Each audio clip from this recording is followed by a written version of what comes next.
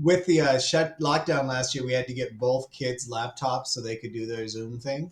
And before I realized I could shut off their access to certain sites, they got access to Google. This is adorable. The first thing they did was Google their parents.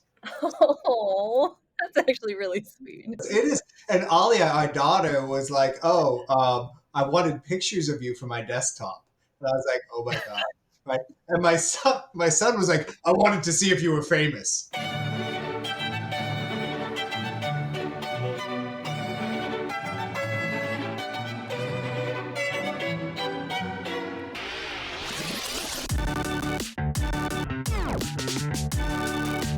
Hello, and welcome to Movies We Dig, the podcast where we talk about film, antiquity, and everything in between.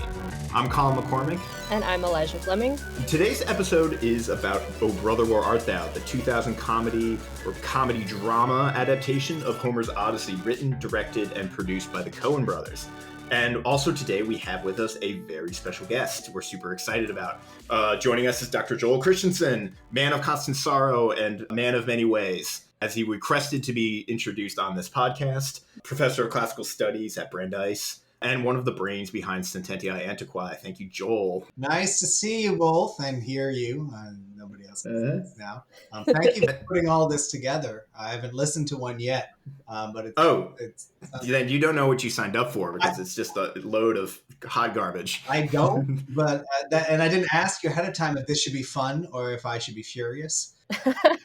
We aim towards fun, but fury is inevitable at this time and era. All right. As a caveat, I don't know anything about movies. That's fine. But, well, it's actually very apropos that we have you for this episode because, I think the last time Joel and I crossed paths, at least, I was still taking graduate classes, and you were a guest in our seminar on Homer with Dr. Beck. So the last time I think we were sort of talking in person was about Homer, so we're going to kind of come full circle in that kind of fun way. But if you got jokes, this is the place. So the first question, and we'll start with actually you, Joel, is just the general, our obligatory, do you dig this movie? And then what's your sort of history, or how did you first experience this text? So, I guess I dig the movie, right? It was one of the first I said I'd talk about. And, anybody knows me knows that's a very typical answer for me. Mm-hmm. I guess. But because I've got to qualify it so much, and I could probably go on a straight up monologue about it, but I'll try to slow it down and focus on the moment of my first watching. Right. So this movie came out in 2000. Right. Yeah. Was an interesting time to be alive, and I'm trying to remember what time of year. All right. So its release date was May of 2000. Right. So May, and I can't separate anything I talk about from autobiography. Mm-hmm. You're like Odysseus in that way. Absolutely. And so let me tell you about this movie, right? One, it's a Cohen Brothers movie. And the reason we went to see it was at that time, if you were a white kid in college, you went to see all the Cohen Brothers movies.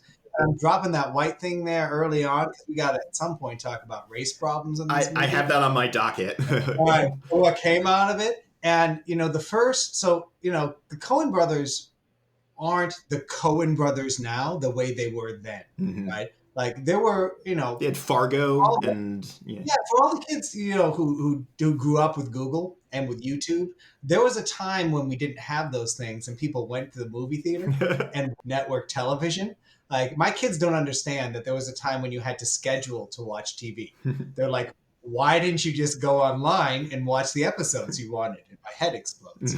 I haven't even talked about the movie yet, right? At the time, George Clooney was barely George Clooney, which is hard to imagine, but he hadn't reached anywhere near peak Clooniness. Mm-hmm. And the Coen Brothers movie immediately before this that was huge was The Big Lebowski. Yeah. My first experience, I think, with Coen Brothers, probably. Yeah, I had watched Raising Arizona. Yeah. Mm-hmm. My favorite. Yeah, from a young age. And Nick Cage is in it before he became Nick Cage. Yeah, before vampire. Well, even then, it was still believable, in 2000 when I saw this movie that Nicolas Cage might win an Oscar, which he had. Right.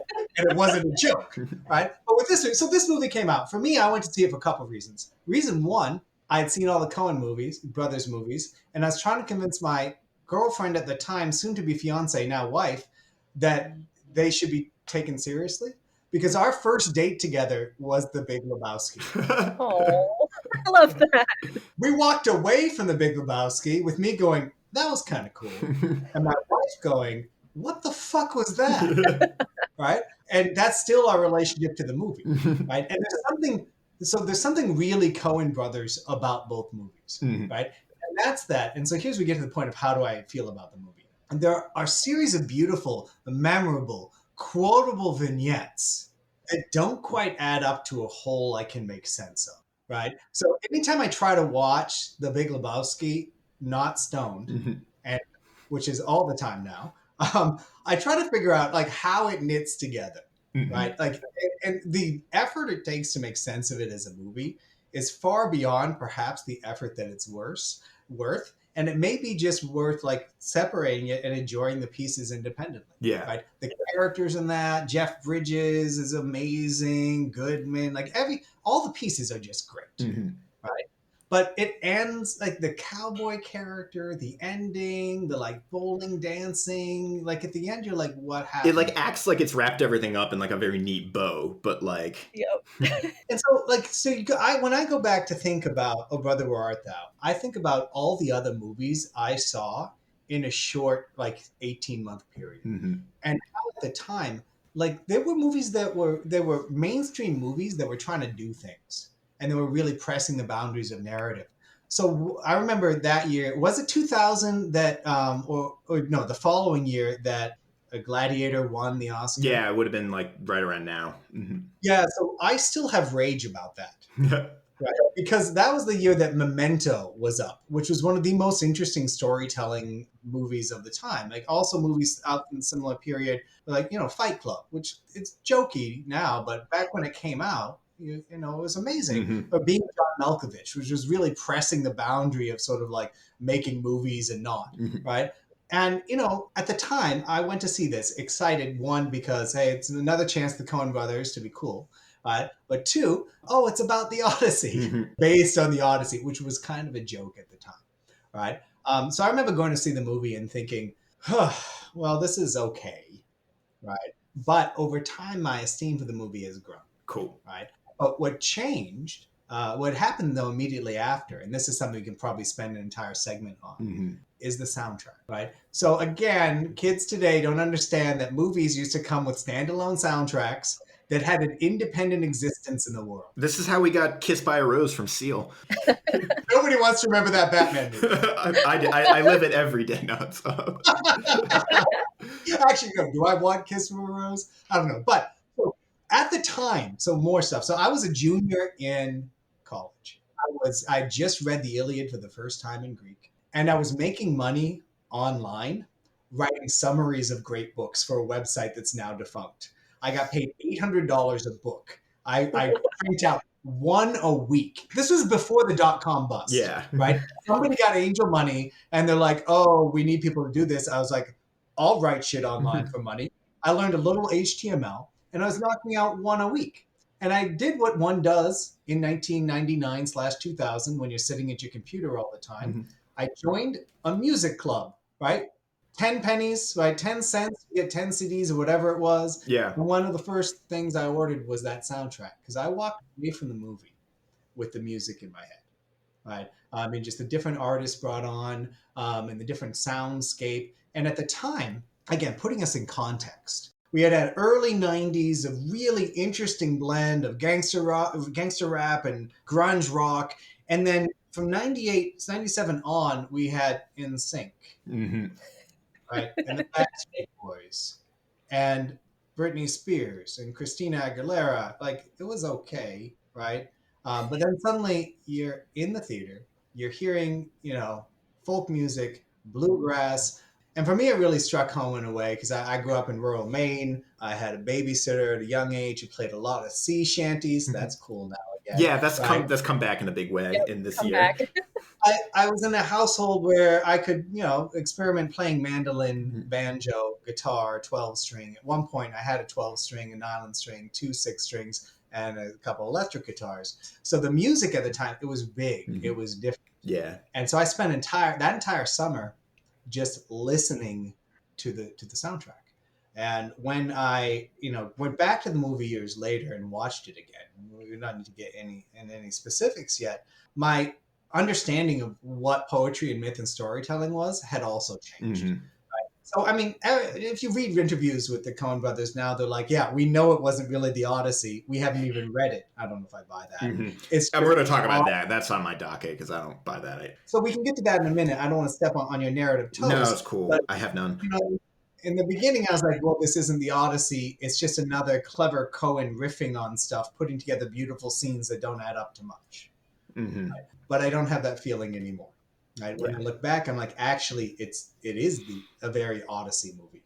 And what it leaves out is as important as what it leaves in. And it's a fascinating cultural artifact. So back to the original question, do I dig it? I dig it in the way an archaeologist might. And I also dig it because there are parts of it that have now been sort of become part of my story.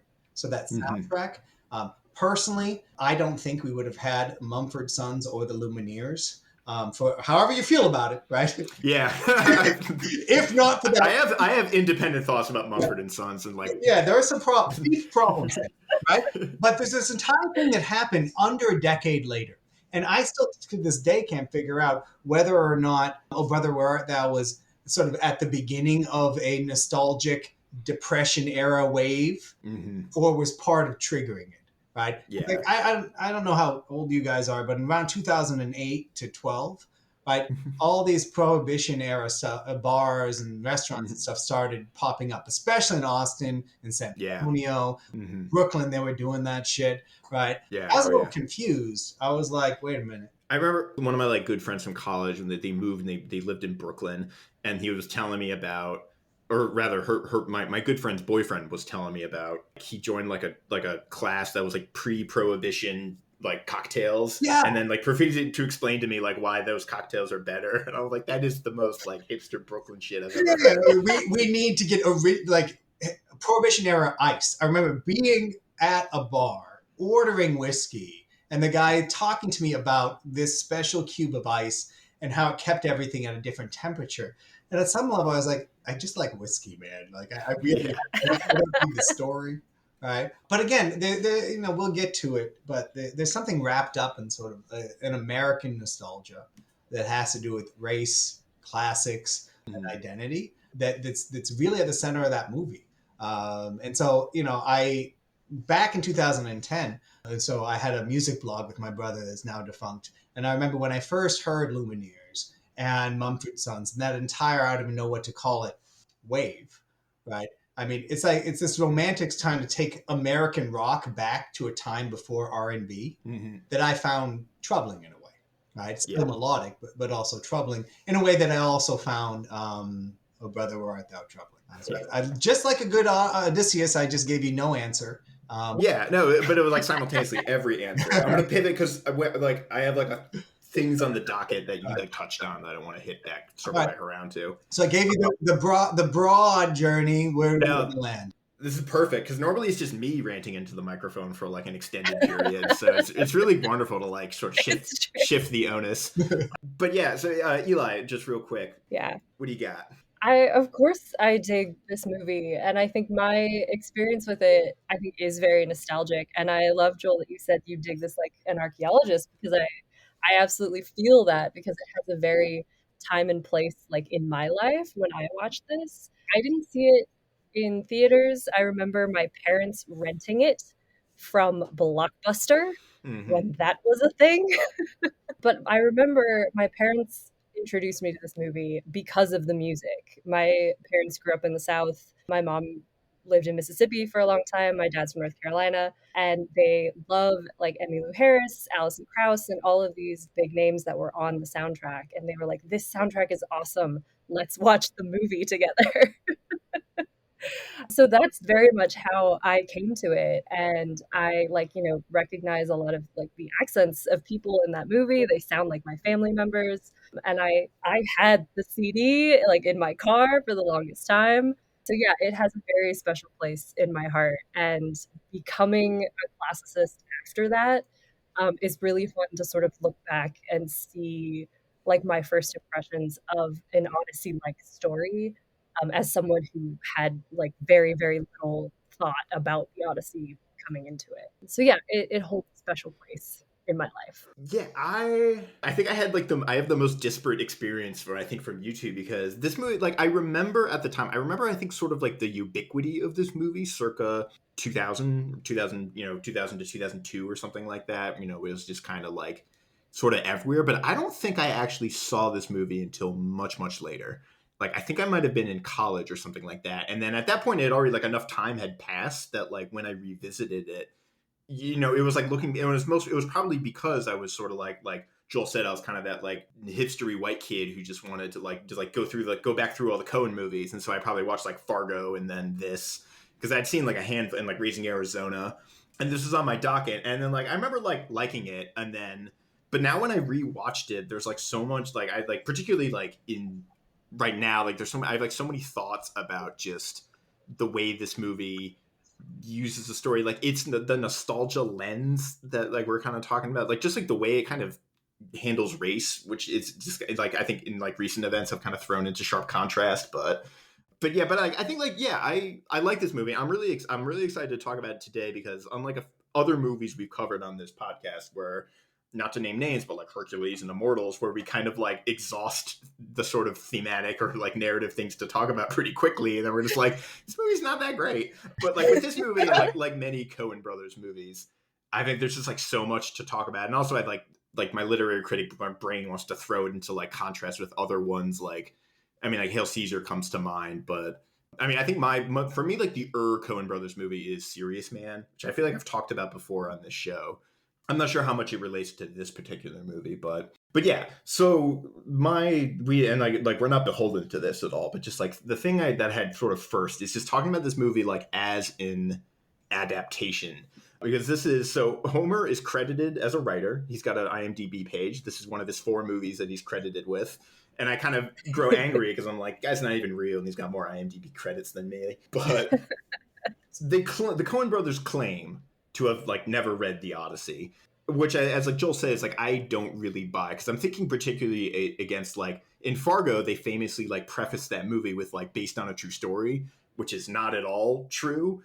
And like there might be various real life murders that may have inspired Fargo, maybe not. But the Coen Brothers always, there's like 2 things about them in their movies is like nothing is really by accident. There's like they're very like deliberate filmmakers to my mind. Like everything is in there kind of on purpose. Like even like to the point where like the dialogue is meticulously scripted. Like in Big Lebowski, like every single and man is like written out. And they also just like they kind of imply the way they in like interviews they've talked about the Odyssey in this movie in a way that sort of doesn't really, it seems like they're more familiar with it than they're letting on. And so I just wonder if it's them being kind of like coy or like kind of messing with the audience by prefacing it so upfront with like this, quote from Homer. I think it's Fitzgerald's translation, but like, being like, it is Homer, it's an adaptation of Homer. But then it's like, also, we never read Homer. It's just like our impressionistic sort of culturally assimilated understanding of the Odyssey. And if that's just like, they're already sort of like conditioning the way we watch the movie just from the get-go, because they're priming us up front with like, this is a loose adaptation of the Odyssey. And I wonder if like, had they not done it at all, would that change the way we watch this movie or think about it or talking about it now? Well, I mean, oh, sorry, Eli, you started. Oh no, I can just, the other thing that they said, I remember it's like they started this also as a Wizard of Oz story, which like they sort of like then became into a Homeric story, which I think is kind of funny if you then try to paint like the Wizard of Oz as an Odyssey, which I kind of like. So I don't know. Yeah, I don't buy it, I guess is my vote. I mean, I think the central conceit that maybe they're just fucking with us is always a good one with the Coen Brothers, right? So I sort of lean into your interpretation there. But on the other hand, I'm going to go full Homerist on you and ask you why it matters. Yeah, true, because like there is, my thought is really just like, I'm going to bite hook, line, and sinker to this question, even though it's like you're leading me. But like for me, it's like the way that it like wraps my brain up is like I'm conditioned to think about this movie in a certain way, knowing that it's an Odyssey takes, but and like why I'm primed to like be like, oh, sirens, or like, oh, Cyclops, or whoever, as opposed to just like there's plenty of stories and movies and stuff that are sort of Odyssey or like Odyssey stories in like vague sense, but they're not necessarily like being like it's Homer. Yeah. But yeah, Yes. I mean, like, but then again, like maybe it doesn't if it's actually Homer. Well, so that's the thing. I mean, when I read the Odyssey, Colin, I think as you might remember, I try to think around it. Like, what if all the other versions didn't have any of this, right? And what did people know, right? So part of what happens in this telling is that you pick out pretty famous things from the Odyssey that you probably know if you just watch the DuckTales version of it. Yeah. So how much of this is like just sort of imminent cultural knowledge, right? And how much of that is okay, right? So how many different versions of the Odyssey were there that had different takes? So I look at this now and look at where they choose to end the quotation from Fitzgerald, right? Where we're just talking about a wanderer harried for years on end. So clearly they've decided not to talk about all the uncomfortable stuff from the Odyssey, which is when he causes all of his men to die. Yeah. Yet that part of his character, his willingness to instrumentalize others and lie to them, is part of who he turns out to be in the movie, right? Lying about this treasure, doing whatever he can, using other people however he can to get what he wants, right? So I go back and I think, well, how is this Odyssean in a way that makes makes the comparison meaningful? So they suggest something. Whether or not they did their own work and read it, we know the Odyssey, and so we're going to create meaning and make connections regardless. Yeah. So there is an "Oh Brother, Where Art Thou" Odyssey text that's getting created every time we talk about it because of our experience with the Odyssey, right?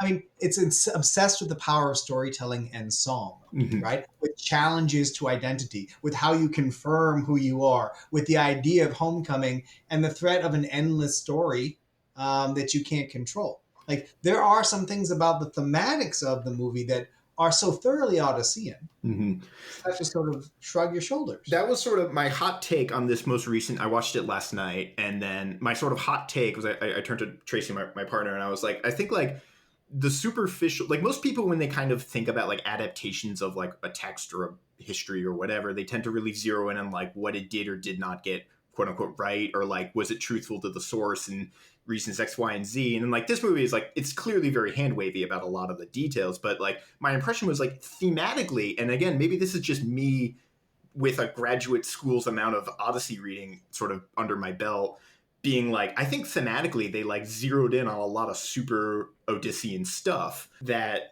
like it may be intentional and maybe purely accidental, and I may be just reading, but that meaning is there for me at least now, of just like that I'm sort of maybe projecting onto the text or like reading out of it, but it struck me as super like Odyssean in like so many ways. And I dare say that its sense of Odyssean themes and fidelity is more meaningful than what you'd get out of, say, an average reading of the epic in Great Books course. Yeah. Right? If I could fault it for anything, I think it still lets Odysseus be too kind, right, and too lovable.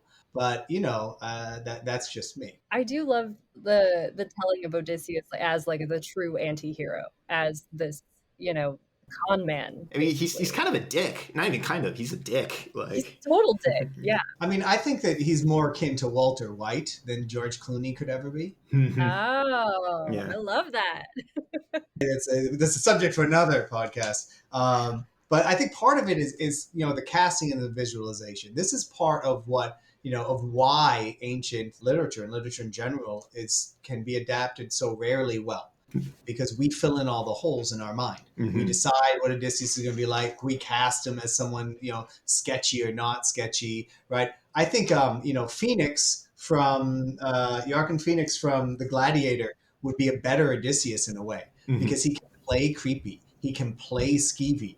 I don't think George Clooney can play bad. I just think he's too adorable and avuncular, and it's just impossible for us to hate Clooney. And this came up, I think, in a different movie podcast that I was listening to, but I was trying to wonder if because like some actors kind of zero in on like there's like roles they will and will not take because they know it's sort of they might be like playing against type or like playing against image even.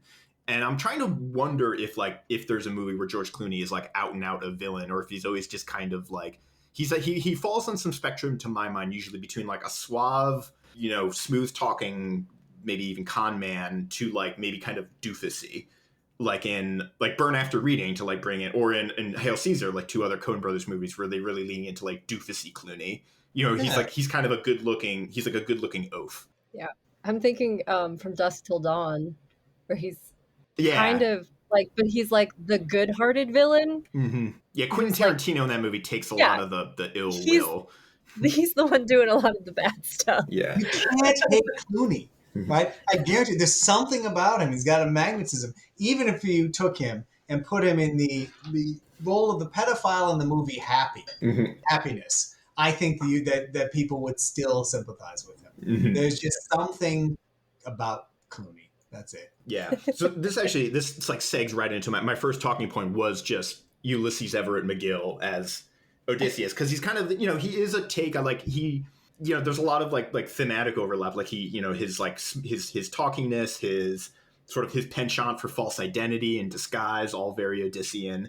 But the decision to kind of play him up is kind of this is just the movie generally kind of likes to turn things on its head, and like any self-seriousness is kind of upended by like, goofiness. And he's not as effective as Odysseus sort of is in a way. Like he gets conned himself. He gets his butt whooped, which is stuff that would never really happen to Odysseus at least in Homer.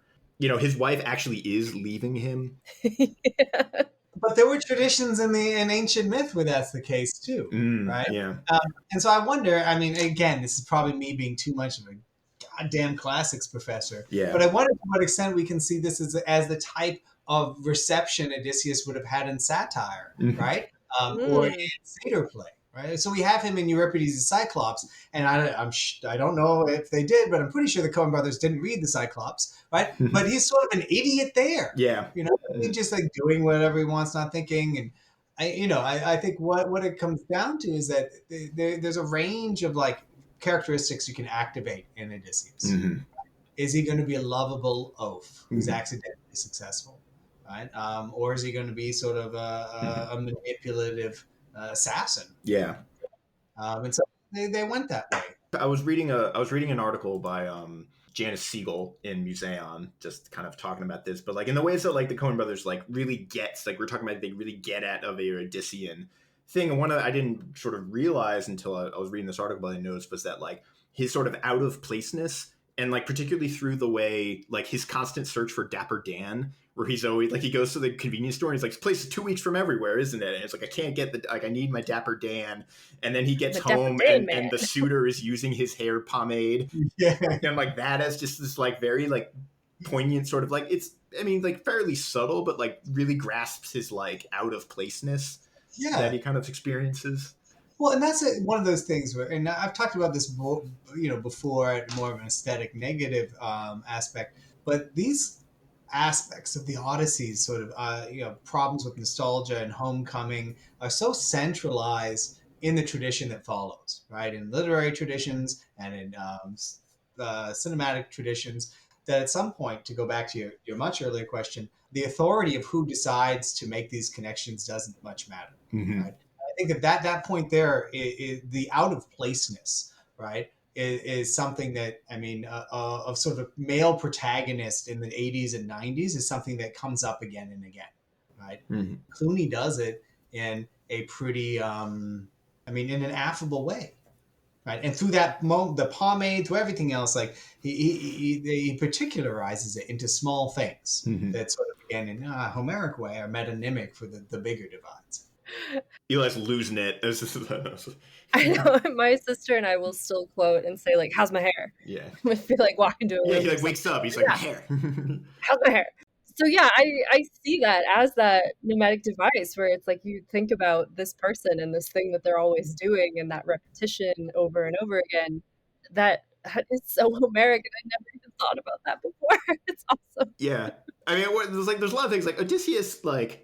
My like sort of irreverent, pithy little take is like Odysseus in the Odyssey gets a lot of baths and makeovers. He's constantly getting like he's constantly getting like sort of, he has like, I almost call it like a magical girl transformation, you like in like a like Sailor Moon or something like that, where he's like whirled around and he comes out shiny and oily and beautiful. Yeah. Well, and then just, I mean, back to I know I've already said this theme, but I want to hit it again. The power of song to affect homecoming, and I meant both of those, and the effect and affect is central to the beginning of the movie. So when I go back and look at it now, I mean, the fact that like he drives his way home through the performance of this song that depends upon others, right? The man of constant sorrows. And of course, I don't know again if they were keyed into it, but central to being a hero in ancient Greece is causing suffering and suffering yourself. And there's something about like, there's something very true to that in the character of Ulysses in this movie, right? Because he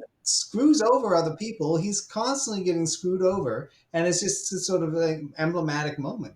That siren scene too, again, the sirens are one of the biggest tropes from the Odyssey, right? But I mean, it's a beautiful scene with a beautiful song that really builds upon that popular song that gets him home, and is in a way so tied into Greek song culture. Yeah, one of the things that I kind of wrote down is that like, again, it maybe like intentional, accidental, me just reading into it, but like song is so hugely important. Like its song is very similar in both sort of like the Odyssey and this movie, and just like it's like meta poeticness. Like there's constantly people in the Odyssey kind of singing about Odyssey like stuff. Yeah. And characters like the Mr. Lund, the radio guy, who Wikipedia sort of says is a stand-in for Homer, but then my immediate mind went to like character like Phemius or Demodocus, which is again like me reading into the text. Like there's very little evidence, but like him as the sort of device by which Odysseus' song like gets out there. Well, again, and if you want to buy into Demodocus or Phemius being stand-ins for Homer, then it's all good, right? Yeah, it's true. We're talking about. My cake and eat it too. We're talking about allomorphs, though. These are variations on themes about the relationship between identity, song, and achieving homecoming. Yeah. And another thing that I really like about the movie is the idea that there are signs that allow you to confirm who people are, even when they're lying to you. So Odysseus here doesn't have control of it, or Ulysses doesn't. Like, so the hair thing is like, I need my pomade because my hair is who I am. And then at the end, the whole thing, he has to get this ring, the original ring, so his wife will marry him again. And then at the end, we're like, I guess it doesn't really matter that much. And so there's this whole like toying with signs of identity in the epic, in the movie, that reminds me of the epic, sort of resistance to positive identification. The beards, all the fake beards, and and that's part of the disguise motif. I mean, yeah. So I guess I'm the more we talk, the more it sounds like I'm a super fan of the movie. But maybe I'm just excited. Circling back around, sometimes I write out these themes that I think I'm going to go off on for like 5 minutes, and then I say what I'm going to say in like 2 sentences, and like, I guess really that's just it. but I was going to circle back around to Pete and Delmar, the sort of Odyssean crew, where we were sort of talking about like, I mean, I think like really the main, I guess like thematic or character departure in this movie from like is like, if this were a more Homer like Odysseus, he would have never picked Pete back up he would have never busted Pete out of jail again. He would have just been like, all right, because Odysseus leaves a trail of bodies in his wake. That's like one of the central contentions, at least to me, is that like the crew kind of actively work against him in many points, where like there's a mistrust, like they open the bag of winds that ruins everything. They eat the cattle of the sun, which also ruins everything. And there's a little bit like that too, where like in the beginning particular, where Everett is like his frustration with being with these kind of two at first glance kind of dimwits. Yeah. Well, they drag him off the train. He's like, who elected you leader of this outfit? All of that. And they do sort of walk him into situations that become difficult when they go to what is it? Hogwash, his cousin's farm. Oh yeah, sort of. He's kin. Yeah, it's kind of a betrayal situation. Not necessarily exactly by them, but yeah, I feel like they often are rather antagonistic to him here. as much as he's using them as tools to do things. When I see them, just sort of the trio, it reminds me of like the Three Stooges. Yes. Yeah. Right? And that's the movie that they go see, I think. And there's something very sort of like old, like pre-war moviness about their dynamic. That yeah, and this is one place where I think that somebody remembered the Odyssey and forgot that Odysseus had crew people, right? And ended up having them all killed. Right. It's also another thing where it's clear that they haven't really read the end of the epic, but that's okay because it's a movie. And I think part of the problem, I think one of the things that people forget or often overlook with the Odyssey that we have is that you didn't have to individuate either the sailors or the suitors, right? And some people think that our version of the Odyssey is the first to really do this, to give them individual voices and to let them be sort of real people for various reasons, right? So you get it. I think you're working with a different sort of genre and set of expectations with that sort of slapstick, like dim-witted companions. And then you have a more lovable Ulysses, because despite how much they cause him grief, he rescues them at the end. Yeah, and it's like a general like massaging of his character vis-a-vis George Clooney to just be more audience appealing. Like, well, I had something else about to say, but it just slipped Tim my brain. Blake Nelson, I think Delmar is the only person who had the classics degree, right? So they said is like went to Brown, I the think. only person who had read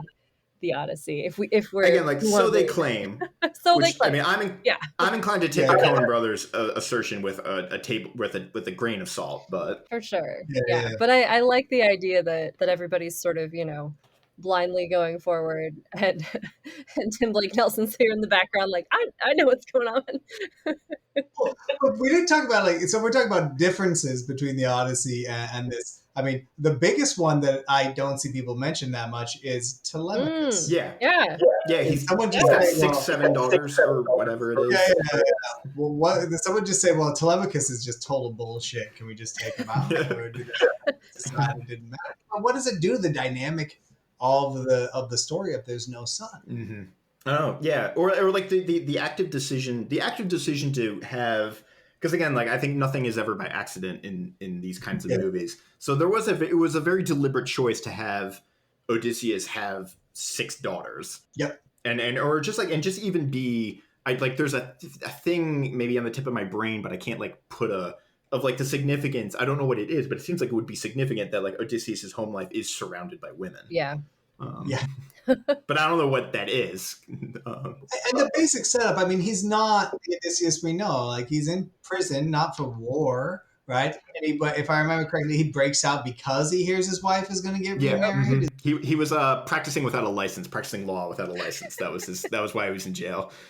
Right? And this is like, I mean, that sounds very Odyssean, right? But he didn't try to get out earlier. He's just, I'm going to run out now. It's just something. I mean, again, it's a winking, right?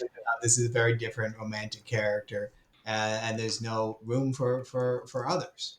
And then we're actually just sort of speaking of room. There's also we've been talking this whole time about sort of how this is or is not Homeric or Greek or classical or whatever. This isn't your dad's Odysseus. But there's like this other sort of concurrent, and this touches in on like the sort of Three Stooginess element to Delmar and Pete and Everett. But like, the Coen Brothers are like kind of big. If there's one thing I think we can say for certain is that they're kind of movie nerds. But so there's this like the sort of cinematic motifs and things like that, but then also the element of like sort of Southern mythology that gets sort of layered onto classical allusions or what have you, or like Tommy is kind of the most obvious one that jumps out, the guitarist who sells his soul at the crossroads to what also made me think of that movie Crossroads with Ralph Macchio. Right, but like this kind of this other element of like the meshing of sort of like American Southern motifs and myths and things like that. And so many of the images are, I think, of like Dust Bowl photographs, like Eudora Welty's.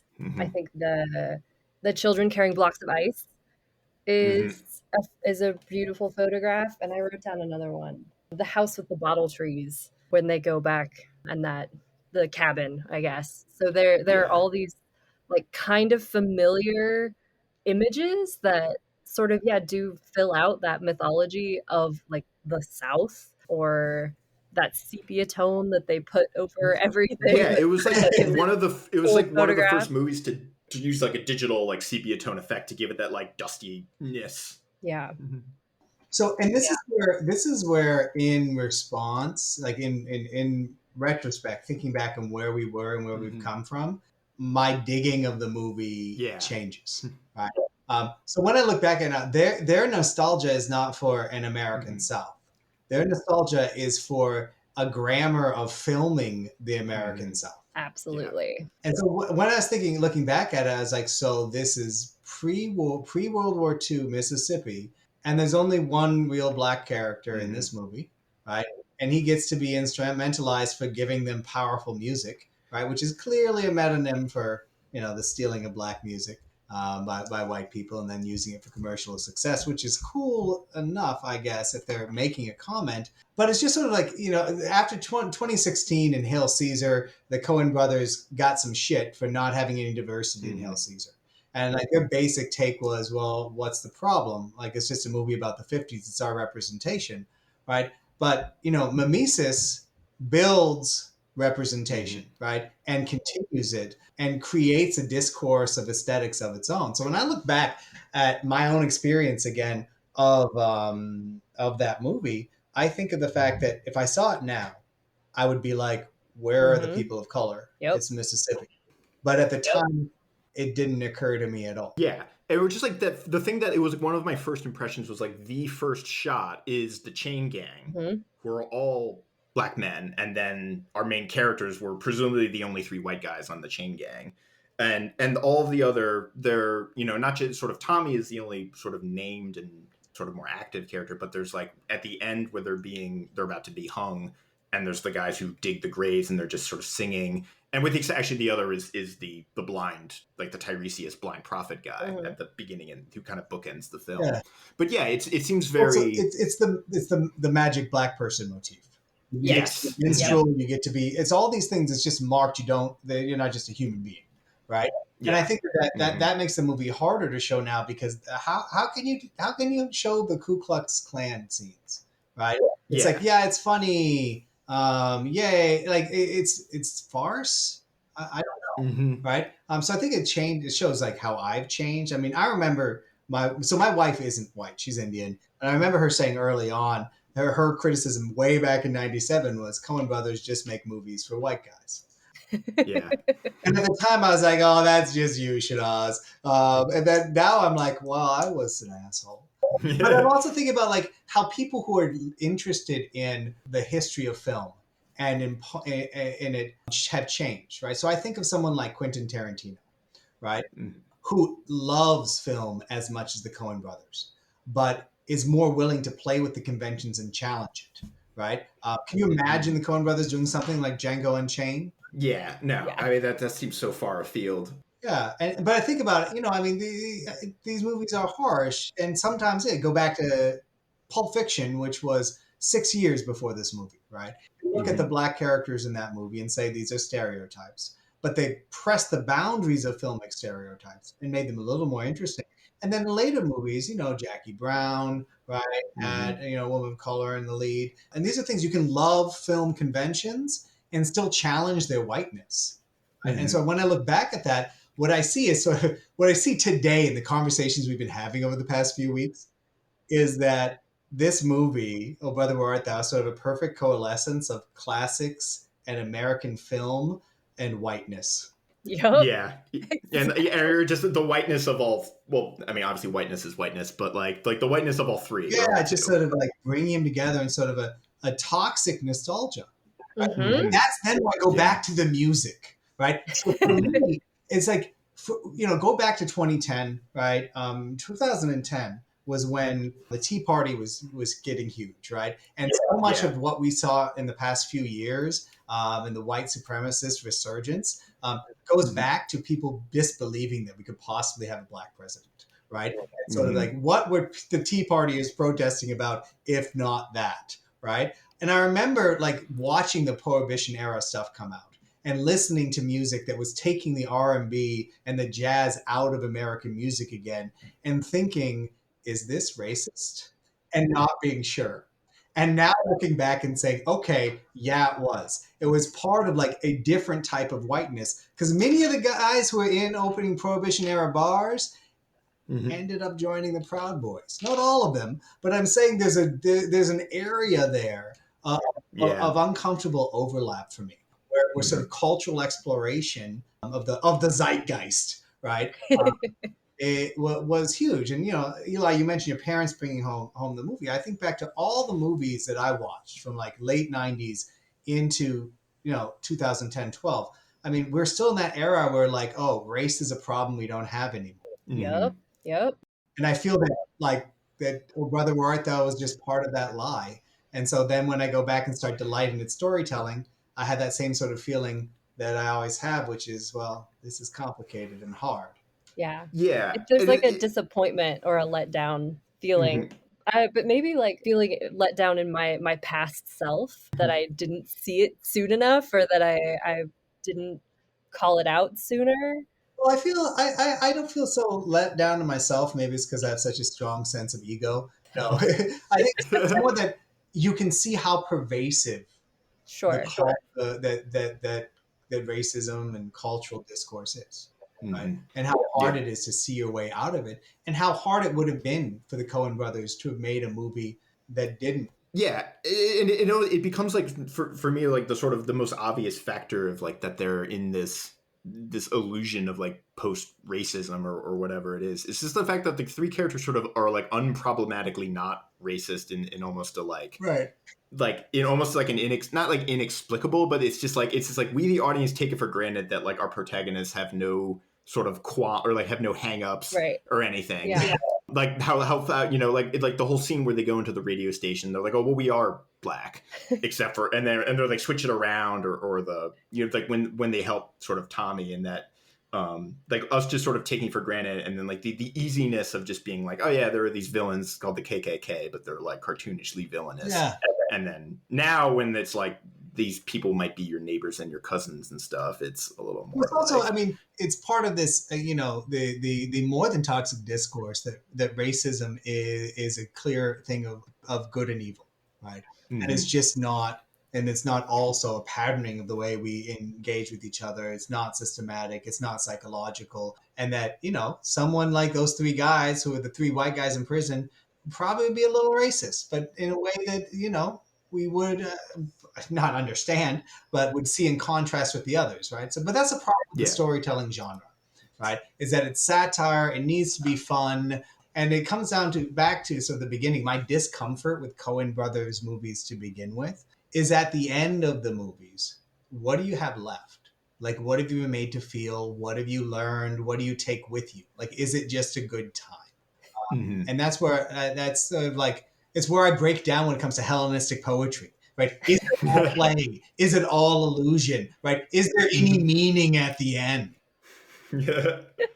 having just written a dissertation largely featuring, among others, the works of Nicander, my takeaway is the takeaway is that snakes are scary and don't with them.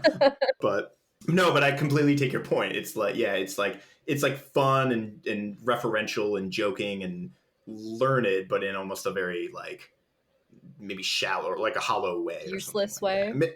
And now we're like turning on this movie after like I know, but no, but I mean, but that's the thing. I mean, the challenge, and this goes to everything I've been thinking about classics in the past few years and past few weeks. The challenge is to be able to see what's good and what you love, and to acknowledge what you don't, right? And how you live with it, and how you let it change you or not. And I mean, it's still, there are moments in that movie that are so beautiful. The strange ending flood, right? The music, and we can say the music is what it is, right? But it's still beautiful and haunting. Yeah. I can't hear that Alison Krauss song and not be transported. Yep. Yeah.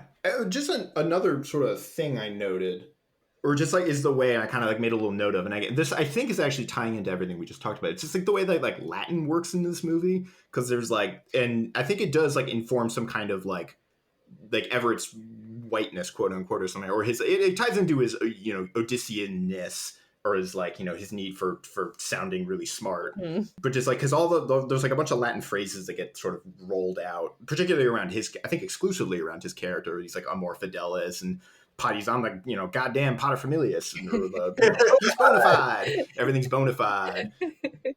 I don't really have actually much more to. I don't think I have anything really insightful to say other than just like noting it.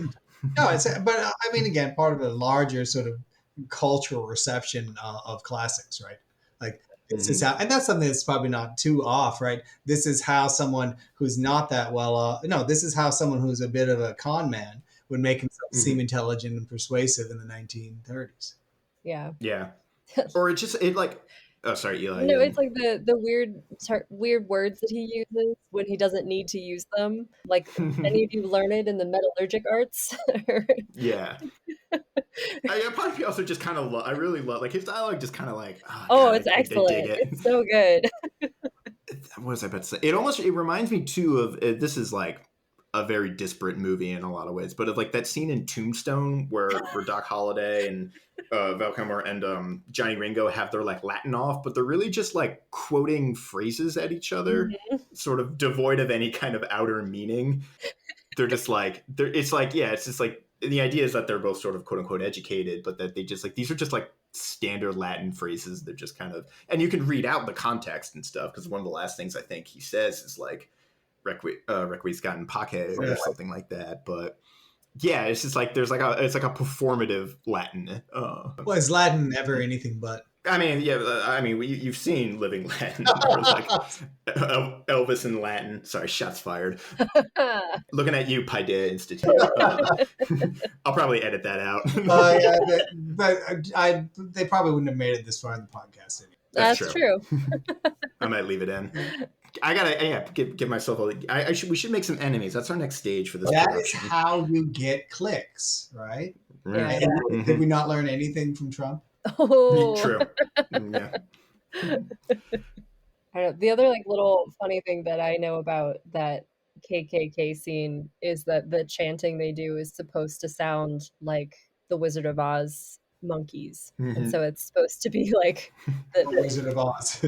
Yeah, the more. At one point, they say like we need to find like a wizard or a seer, and then I also like recently kind of note somebody pointed this out. It's like they do find a wizard. It's just like not the kind of wizard they were expecting. Yeah.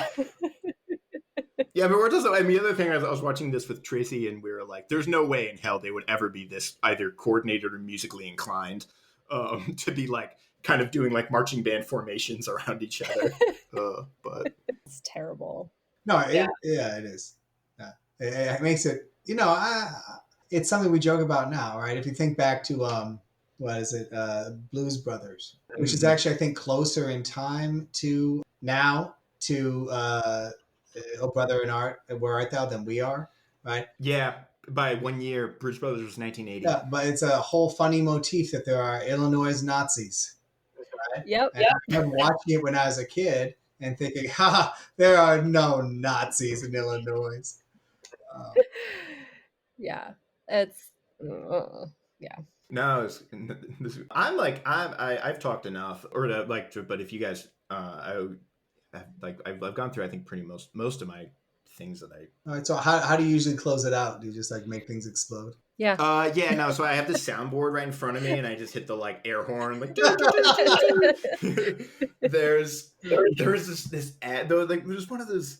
This is going to seem really random for like a second, but I'm going somewhere. Like markers that you grew up in a particular time and place that like only other people who grew up in that particular time and place would like recognize. And one of them was, and I grew up in upstate New York in like the 90s basically. And there was this ad on the radio for a place called Guptles that was like a roller rink, fun and games, like playland kind of thing. They always had they had this like very iconic sort of sound effect, and then they'd be like Guptles, and then it was also called Secrets, and it goes Secrets, and then like the tagline was all your friends will be there, and that kind of like radio, then that like like from Monster Truck announcing, it was like that voice. It was like all your friends will be there.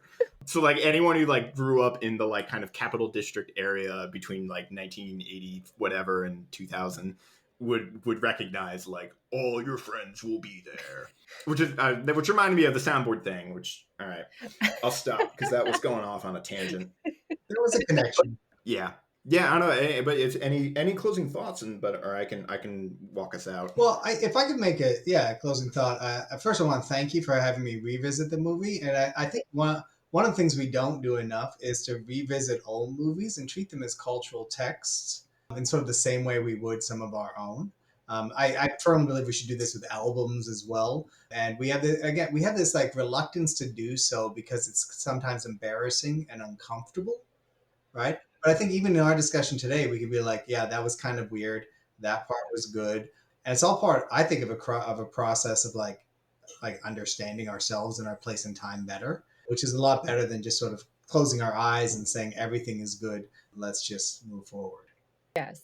Thank you so much for like very eloquently putting a lot of my feelings about this movie into words in a way that I have not been able to before. I've been saying it for a while.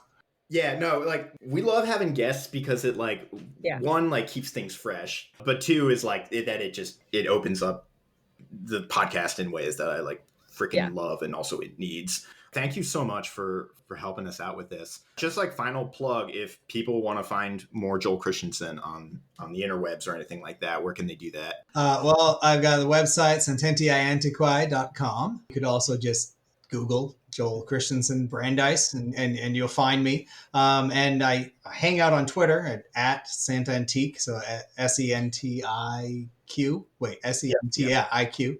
We'll tag you. If you want to see the kind of trouble I get in, which is too frequently these days. I came across you. This is weird. I came across you in a Wikipedia article not so long ago because it was about. So they were coming. The grievance studies people were coming to UT, and we were reading. Tracy and I were. Tracy was like, "Do you know about this?" And I was like, "No." And then we started reading about it, and then on the Wikipedia for like that book, your criticisms are cited. Yeah.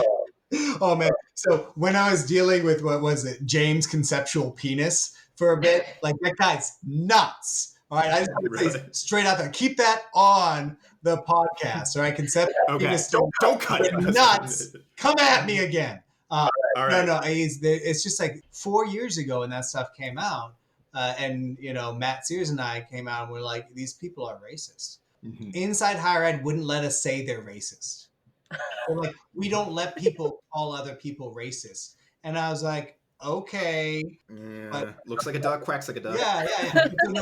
Like James, Lindsay, and crew spent like a couple days just constantly adding us, saying, you're just using straw man arguments. You're just using guilt by association. And I wanted to be like, you're using a list of logical fallacies, right? I mean, like, just because you can call something a logical fallacy doesn't mean it is so. Right. So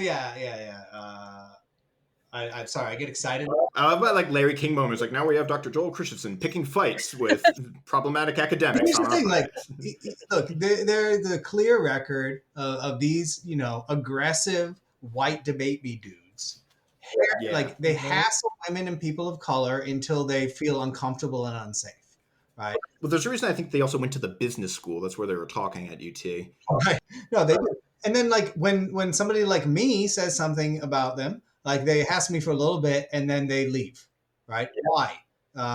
Because I'm a full professor and a white dude, right? And they're not afraid, and they're like they can't get the same traction, and it's stupid, right? And clearly shows what they're motivated by, right? Sorry. No, it's good. I love it. But yeah, no, we were going to circle back around. But so you're probably there. I didn't even know it was on Wikipedia. I guess I need to spend more time Googling. I feel like that's a dark hole. Like there's like you'd be better off doing many other things. I'm sure. But like seriously, thank you again. When we have guests, those are the best episodes. So I might try and fast track this one. I'm having like a weirdly busy month because there's like a chapter that I need to submit at like the end of. Look, I'm not going anywhere. I've been in this room since March last year. I'm going to be in this room until March this year and probably through it. So, and also write something for the blog about this so we can get you guys some more views and clicks. Yeah, thank you. I need to, Eli and I, we need to actually talk about this because like I don't have the headspace like exactly. 2 paragraphs. It doesn't need to be fancy, right? Send me some words. I can add shit to it. Awesome. Fantastic. All right. Yeah. Thank you so much, man. If you ever want to get back on the show, there's a movie. They're like, I gotta talk about this. No, if you just want to hear me yell about stuff, just invite me. Love it. Love it. Absolutely. Love it. All right. Take it easy.